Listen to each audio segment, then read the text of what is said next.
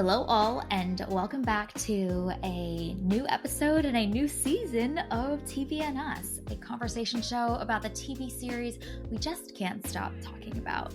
My name is Jennifer Hahn. And I'm Sarah Callan.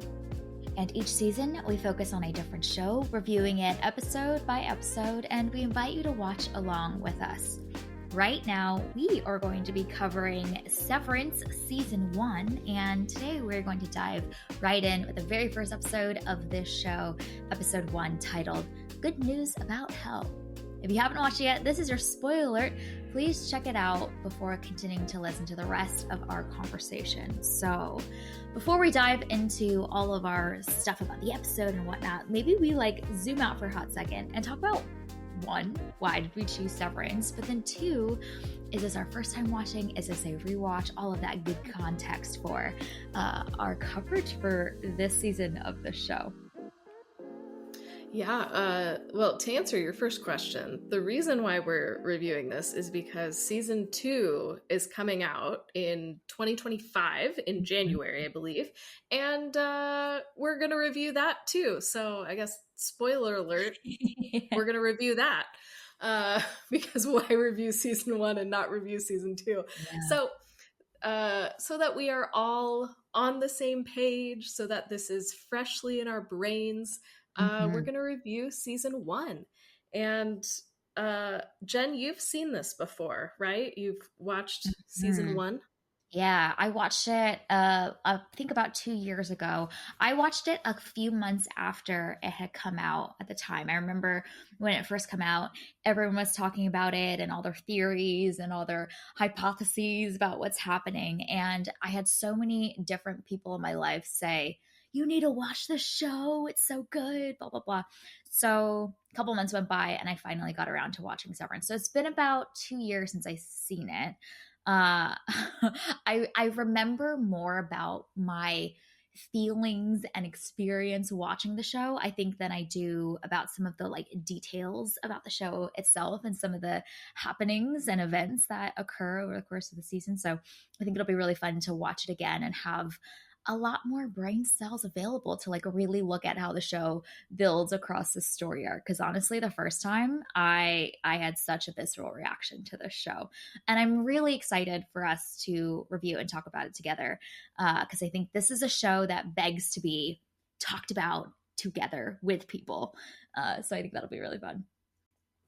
Yeah, I had the exact same experience in 2022 of everyone who was watching this being like, oh, Sarah, you need to watch this show. It's so good.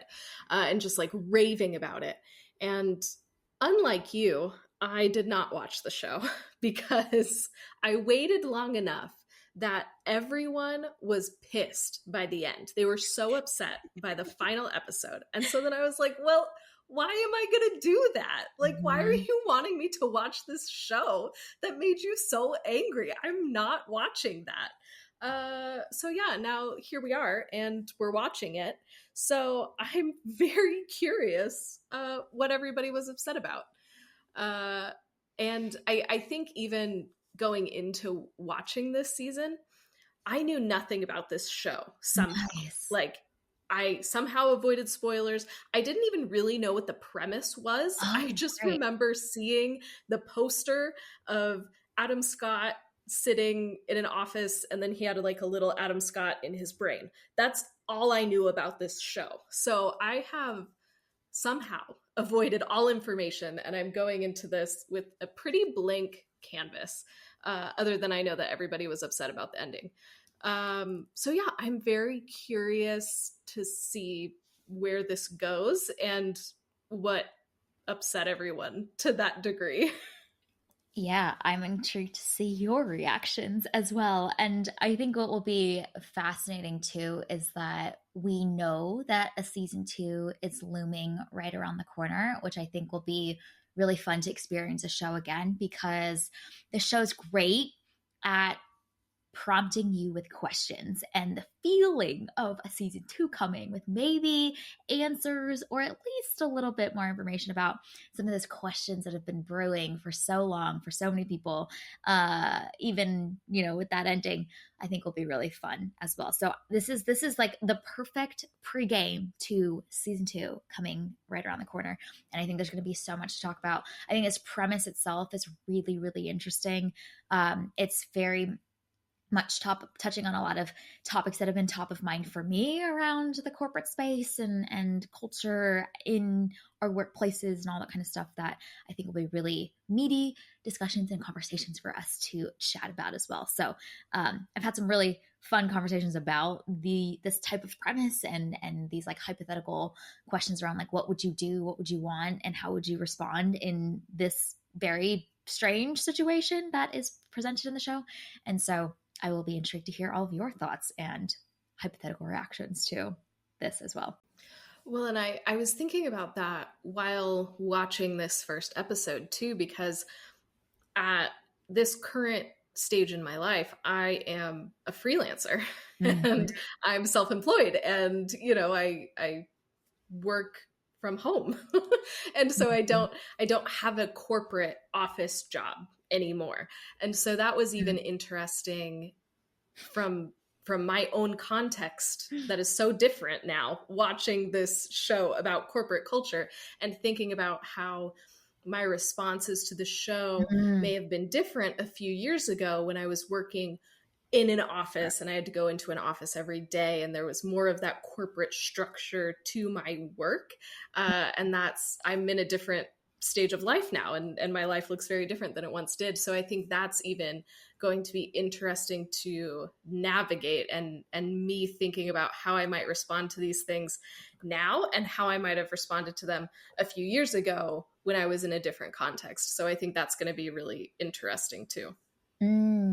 Yeah. And I think it'll be really fascinating because you have experienced both sides or sides of the spectrum of what working life looks like. And and very much have been steeped in the corporateness of it all, but then also you have the experience on the other side of the spectrum. So I think that will be really interesting to shape your thoughts and perspectives. I guess for context, I am very much steeped in the corporate world in my day job, and have been for many, many years for most of my working life. So this is what I know. So lots of parts of this show really resonate / hit on a lot of the chords that feel very familiar to me, which I think will make for some fun discussions as well. Okay. Well, that's a little bit of the context of why we chose Severance Season 1. We're gearing up for Season 2 coming right on the corner.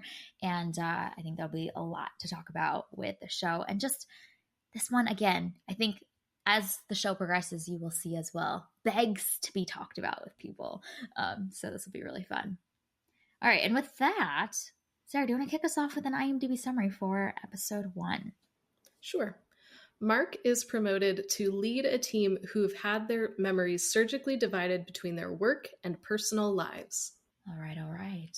If that doesn't hook you in as a premise, I don't know what will, because that is interesting stuff. Okay, so we here on TVNS have a little tradition where we start off with our episode titles for the episode that we're going to cover. So this is what we would name the episode. So Sarah, what is your episode title for this first episode? My title is Work-Life Balance. Nice. Yep, they have some form of that, a flavor. My episode title is Orientation for Your Disorientation. Oh, it was so good. That line was so funny because it was so awful. It was great. Yeah, really good. Okay, well, we have included the spoiler alert at the beginning of the episode. So here's your reminder. If you haven't seen this episode, we recommend checking it out before continuing to listen to the rest of this episode, because we're diving right in. So Sarah, I am so intrigued. Episode 1 of this new show really sets the tone, sets the stakes, sets the vibe and the mood of the journey that we're about to go on. What were your thoughts about this first episode of this brand new show? Yeah, This first episode does a really good job of like laying the foundation and kind of creating the world that we're in. And I think it's really fascinating that this world in some ways is very similar to ours, but then it's just a little bit different. It's just a little bit off. And I think that that dissonance is really interesting between those two things. So I'm curious to see how they continue to build out this world and how and like what that is going to say about us and our culture and pointing to larger themes and all of those things. Like you mentioned earlier, the premise is really interesting. So I am interested in learning more about this procedure that he had done, and apparently it's very controversial. So I'm intrigued to learn a little bit more about that. So I think from what I've already said, the main takeaway that I have is I'm interested or I'm intrigued. Like I don't think I have like strong feelings about this show yet, just because I don't know what's going on. So I'm interested to learn more. Particularly about the company and the world, because I think that those are some really, really interesting devices that are being set up, that, you know, Mark is going to go on this journey and learn more about these things. So those macro pieces are very interesting to me. Mm-hmm. Yeah, I think this episode does what a first episode of any new show needs to do, which is to hook you enough to at least click next episode. I think episode 2 of any season is often indicative of like, okay, we have understood the world and the characters to a certain extent in episode 1. Now where are we going next? And you kind of get a sense of movement and trajectory in episode 2. But honestly, episode 1 just needs to hook you in enough. And I think that this first episode sets up a lot. So like you mentioned earlier, the foundation building goal of an episode 1 of a season, I think this does an amazing job. We've got the world that has opened up a little bit to us, the rules of this world and the premise that is set up here. We've got insinuations of potential conflicts, potential arcs, but not too much. You know, we see Petey show up, and there's a sense of everything at this company and what happens down there, he says, is not as it seems, which we have felt over the course of most of the episode by the time we land to that point, because there's something incredibly uncomfortable about this large corporation that has set up this procedure for its employees and whatnot. Like all of that is felt. But it's kind of solidified by the end. So, okay, we've got some momentum going down on that central potential conflict or tension. And then I was impressed at how late in the episode we even have a true understanding of what the severance procedure is and what the rules of it are. You know, having watched the show, obviously that aspect is very clear to me now, having seen all of the episodes. But I was noting the second time watching this of how late we don't even learn about what even the stakes and the implications are of the procedure is until halfway through the episode. There's kind of these little teases of where the characters mention it and kind of share a little bit more detail, but they don't go too in depth about it yet. And so us having to wait for that, I think, was also some really great device of continuing to keep our engagement and momentum throughout this first episode. So we also have a new character that is introduced into the existing world, which I think is always makes for some fun disruption that may unfold as well. Anytime we see someone new that's entering this very strange environment, they're gonna ask questions and wonder what's going on, and it's kind of that stand-in for us as the audience through Helly of uncovering what this world is all about. Which again, another really great device that's being used. Well, and that's really smart too, because I think intellectually, if you're working at a corporate job, it's an appealing premise, you know, like you would consider like, oh, that might be nice to be able to just leave work at work and leave home at home and have this these two worlds separated. It's an alluring premise, but then Helly provides that insight into just how disorienting that actually would be. And I really loved that initial moment when she's taking the survey and you see on her face where she doesn't remember her name, she doesn't remember where she was born, she doesn't remember the color of her mom's eyes, and you just see the fear and the distress all over her face. And it's this like, oh yeah, I actually see how this procedure that sounds good in the abstract could really affect you as a human being. And I mean, obviously there's a lot more to it that we don't know yet, but I appreciate that she is this vehicle to make this abstract idea that looks nice on paper show us just how difficult that would be to actually process in real time, because I that didn't occur to me. If I was just like thinking about this idea in the abstract, it didn't occur to me how difficult it would be for a person to actually go through that and learn this in real time. So I loved that scene so much for just demonstrating that and getting us into the practicality of what this would feel like to undergo. Yeah, and what's really neat that I loved about kind of the rules of this world and the premise of the show is that your outer self chose this for you. And so you can see the contrast between Helly's disorientation when she's inside of the corporate world with the video that's played for her during her orientation, of her outer self saying, I'm choosing this and I'm voluntarily going to sign up for this procedure. And by the way, inside self, like this is okay. Like, you're good. I chose this for you. This is a good thing. There's, another version of the show that, is just this corporate entity that's taken people off the streets and, forcing them into this procedure. And then this is the state of the world. But that added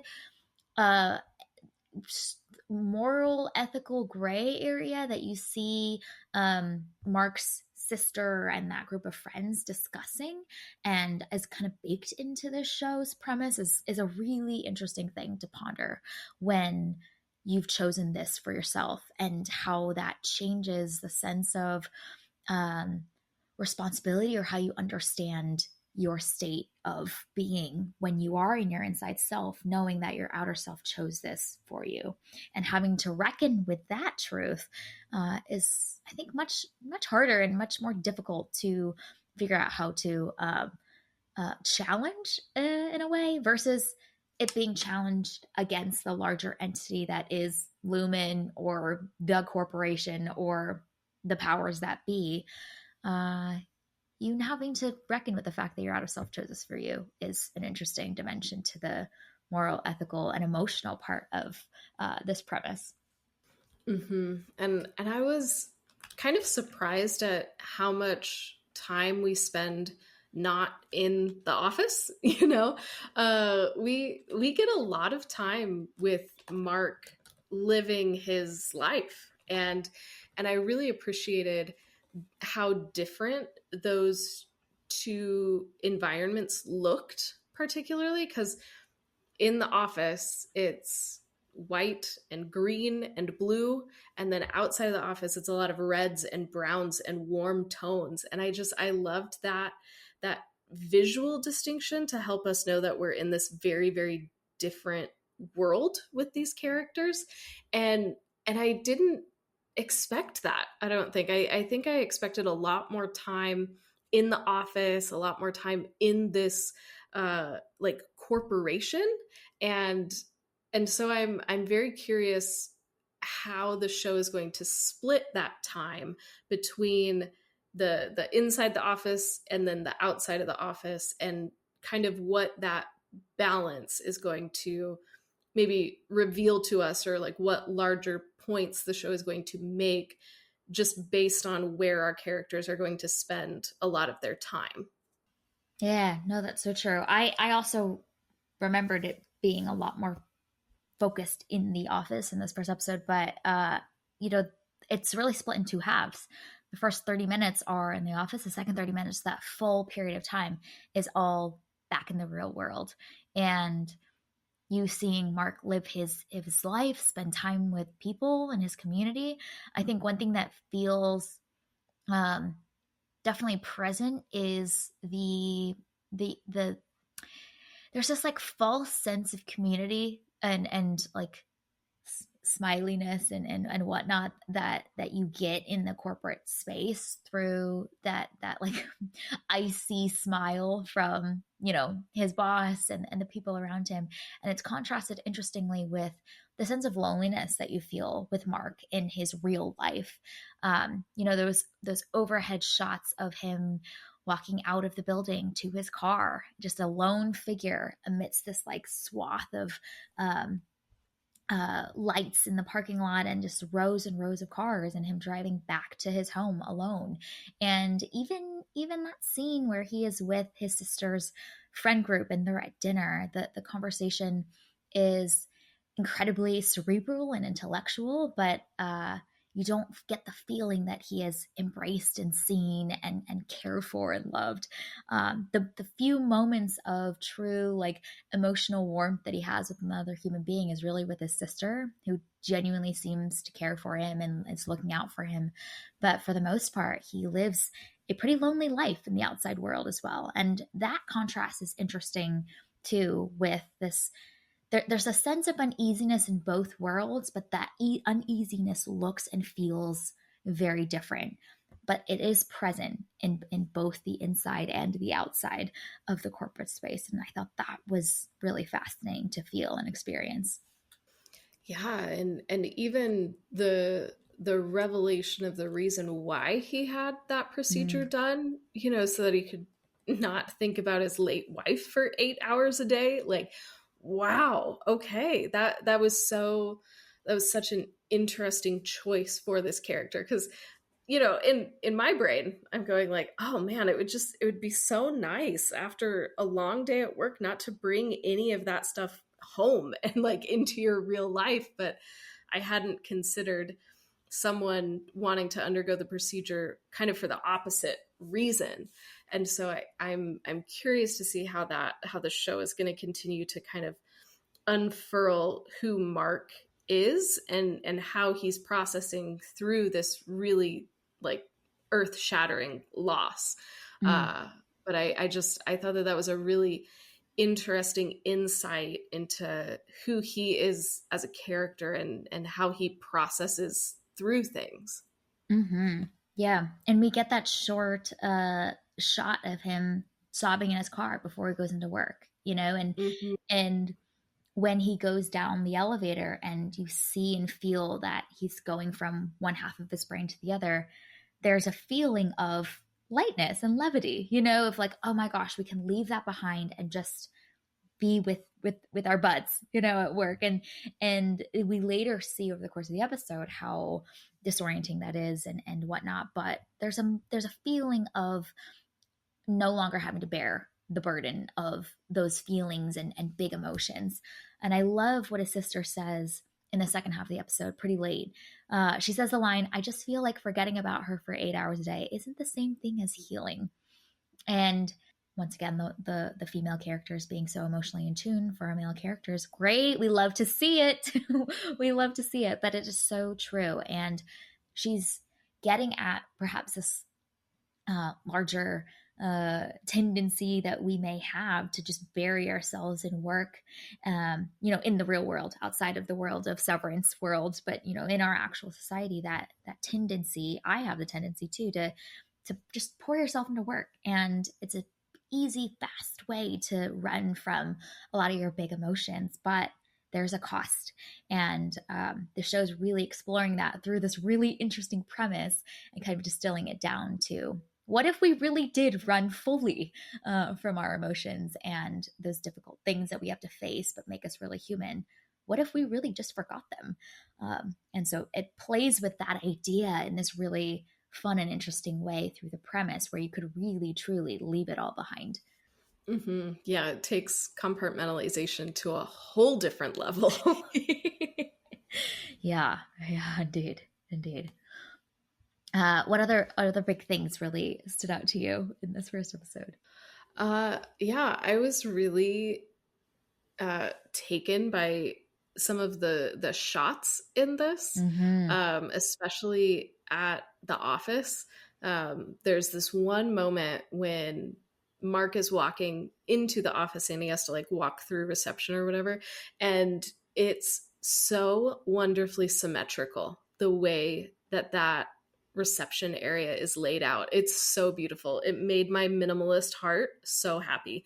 And so I'm just really excited to see how how these shots are framed, and how these episodes are filmed, because the the colors between the two worlds are so different, but I feel like also the framing of shots is so different from uh location to location as well, and I think that that's really really interesting. Yeah, yeah. It's so beautiful and so unsettling at the same time, too. I think that like the way that the production team has nailed that that sterile environment of what some, company offices can look like is pretty accurate, and it's fascinating because I work in tech, and there's definitely more intentionality now, especially in these kind of big tech companies, to try and bring a feeling of more organic architecture, organic spaces, more color, more vibrancy to the office spaces. There's a lot of curves and lines that are used, and textures that feel more organic to try and make it feel more warm and inviting and creative and whatnot, and less sterile. But for so many decades, there's that was the norm. The rows and rows of cubicles, the fluorescent lighting, the perfectly symmetrical glass structure in the middle of the suburbs, where there's rows and rows of cars parked.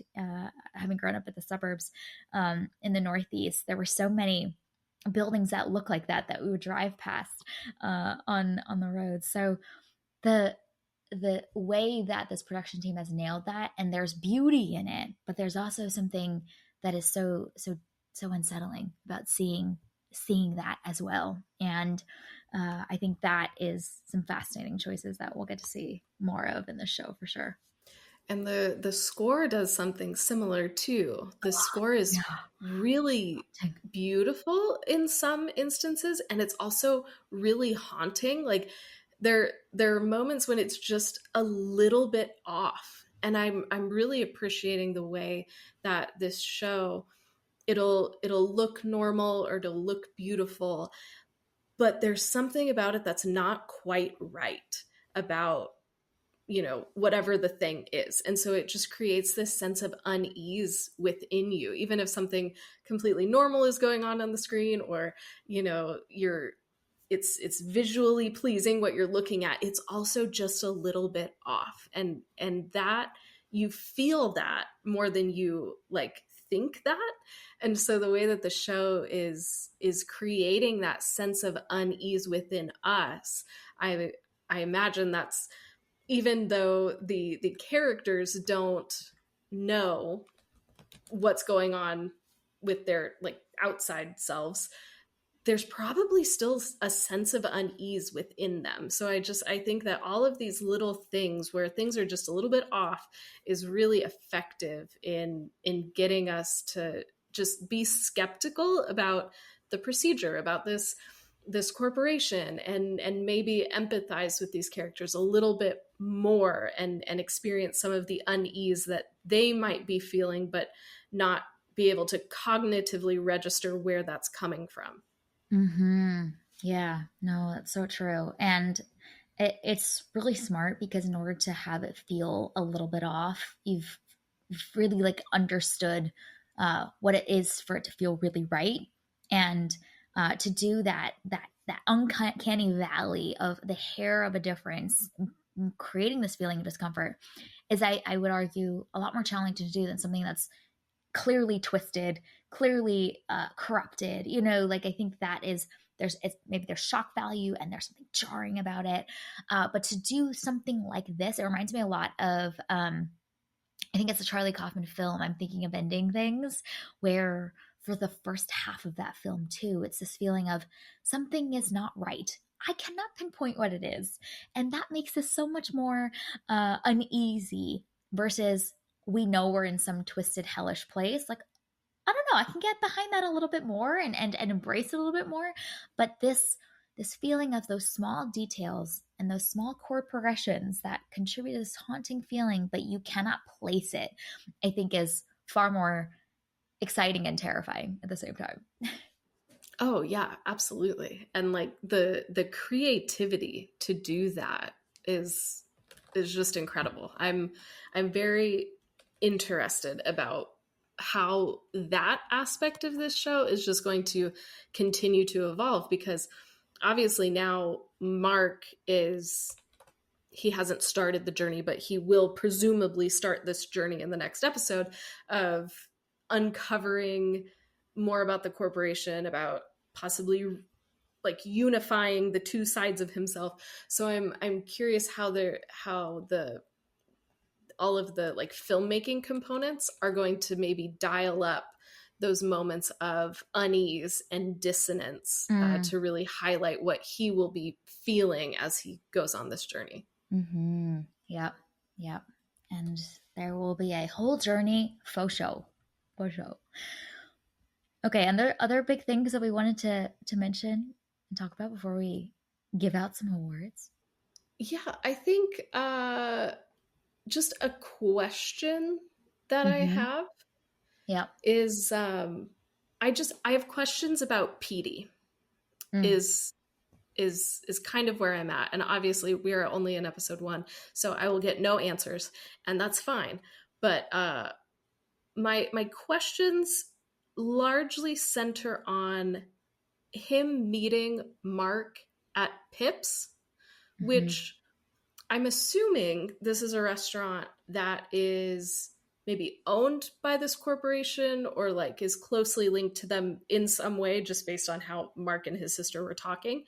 So I'm just like, okay, if this corporation that has video cameras all throughout the office building, if they have given you a gift card to go sit in this VIP area, if I am a person who knows these things and I want to approach you, I don't know that I'm going to go to that location.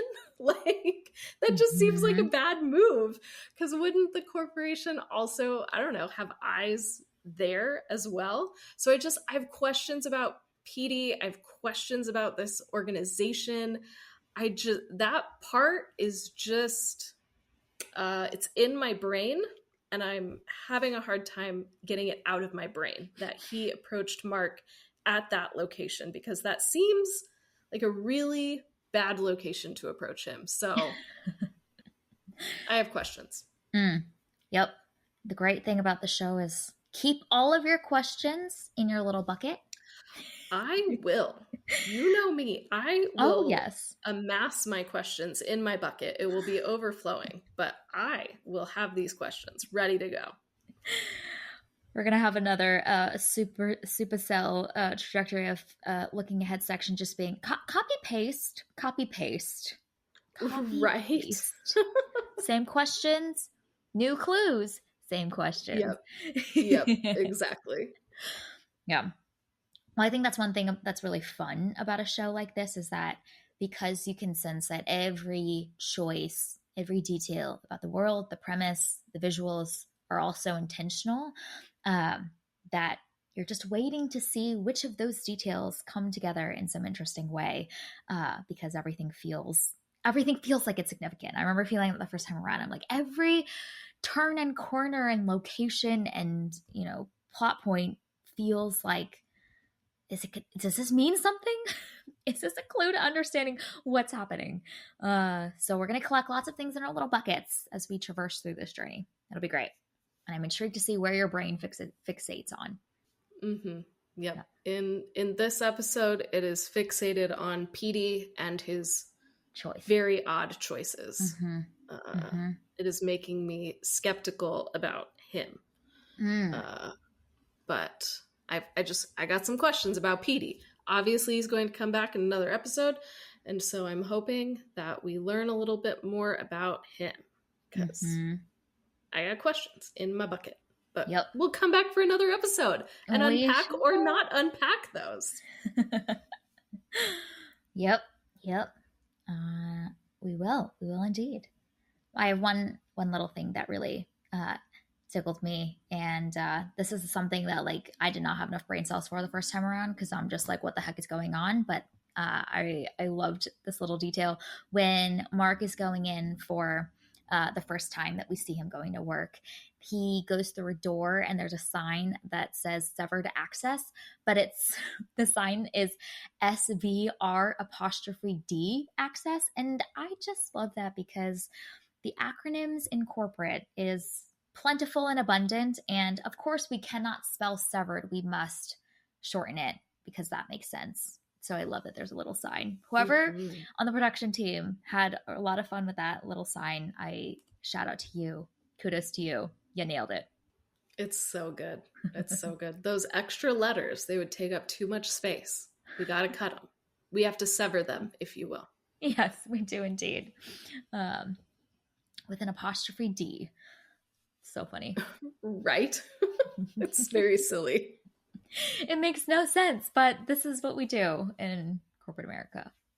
Okay, well, let's give out some TV and Us awards. So here on TV and Us, when we review a show, we love to give out some awards and celebrate some moments, characters, lines of dialogue that particularly tickled our fancy and fit some themed categories. So we have 3 awards categories for Severance. The first one is Employee of the Week, and this is given to a character on the show that is worthy of this award. For what reason and why is up to our discretion week to week as we review each episode.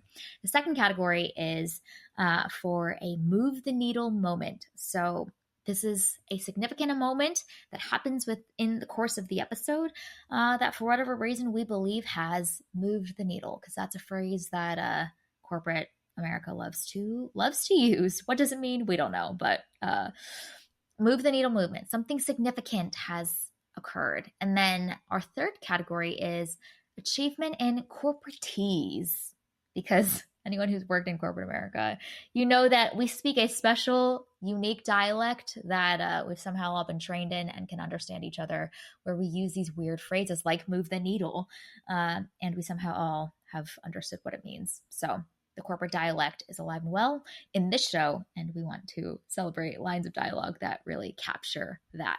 All right. So category 1, Sarah, who is your choice for who will receive Employee of the Week for this week? Yeah, I would like to give Employee of the Week to Helly for weaponizing office equipment on her first day.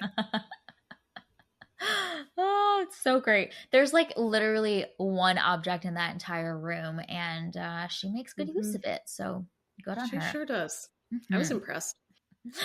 I am going to give Employee of the Week award to Harmony when she kindly offers Mark when she says a handshake is available upon request. So kind of her. It's such a great moment. To which he says, "Thank you. May I have my handshake?" And then there's like a pause, as if like she's processing his request. And it was like, oh, okay, yes, this is what you're asking me to do. I will do it. Yeah, I suppose we can approve this. Okay. Second category, move the needle moment. Move the needle moment. That's quite a tongue twister that we've created for you here. It flows so nicely. I love it. Okay, move the needle moment. What's your choice? I would like to give this to Seth for wheeling in the rolly cart with the tiny TV on it, like we had in elementary school. It's so I just good. loved that moment. For the orientation, for the disorientation. Exactly. I loved all the ways to get her to be able to watch this video. It's the elementary school rolly cart. It's great. So good. I'm giving this award to the Mrs. Selvig as Harmony reveal at the end. That was fun. Yes, yes. There's intrigue afoot. We will learn what is going on with that business The at look some on her point, or face we at may the not. end. Yeah, Yes. yeah. Collect that question in your little bucket. It's like going house to house. It's trick or treat time. We got lots of things in our pillowcase that we're running around town with. Okay, the next category is achievement and corporatees. So mine is his boss saying a handshake is available upon request. Yeah. Nice. So good. I loved that moment. I'm giving this award to when Helly is going through her orientation and Mark says to her over the speaker, "Hi there, you on the table. I wonder if you'd mind taking a brief survey." It's so good. That whole sequence was wonderful of him reading from that giant binder and trying to figure out the correct prompt to say based on what she was saying. It Yeah. was so good. And then him showing up being like, "You got a perfect score," with her 5 unknowns. And Delaware. She knew Delaware. She did know Delaware. It was unknown, unknown, Delaware, unknown, unknown. Yeah. Which, I mean, that was one of my questions is, okay, if we were put into this situation, what state would we remember? And why did she remember Delaware? Are they in Delaware? What is this going on? You know, I have questions. I have questions about everything, Jen. I'm made of questions right now. This is very good. A successful first episode of a new show. And there's also just questions for yourself too, which I think is really fun. Like if you're Helly, what do you think your reaction would be? And also like if she has no memories, then like who is she really? Well, how does she know what to, like she's taking this all in truly like a newborn baby, you know what I mean? But she's got some of her capacity to understand and take in and like do some critical thinking and deduction about like I'm trapped here, you know, like she's got that capability still intact, but the memories are wiped. So it really begs the question, like, how would we react? And it's notable that Mark shares with her, I too wanted to kill a voice. So perhaps there's something innate in us as humans that would react that way. But are there people that like are like, great, this is awesome. I'm at work. Happy to be here. What's my first task? Ready to work. You know, like why do certain people react in this way with rebellion versus submission? And I love that her first instinct is to fight.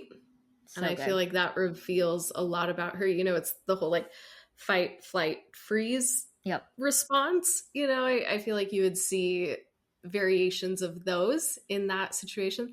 Mark saying that he threatened to kill the disembodied voice, that was interesting to me because I didn't read him like that.